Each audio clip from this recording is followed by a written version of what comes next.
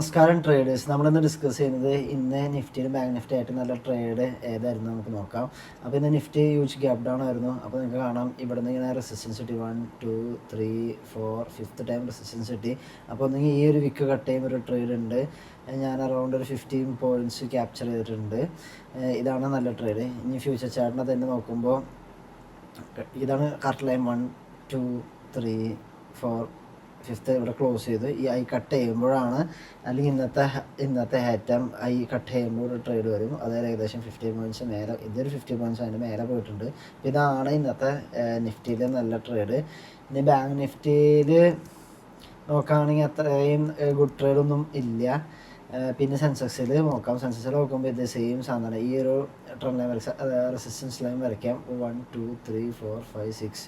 അപ്പോൾ ഈ ഒരു ലെവൽ, ഈ ഒരു വിക്കിൻ്റെ ഹൈ കടക്കുമ്പോൾ ട്രേഡ് എടുക്കാം. ഏകദേശം 230 240 ട്രേഡ് വരാം.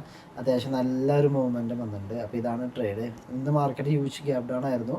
വീണ്ടും അപ്പോൾ സൈഡ് വേസ് പോയി, അത്യാവശ്യം നല്ല സൈഡ് വേസ് പോയിട്ടാണ് ബ്രേക്ക് ചെയ്തത്. അപ്പോൾ ഇത് ഗുഡ് ട്രേഡാണ്.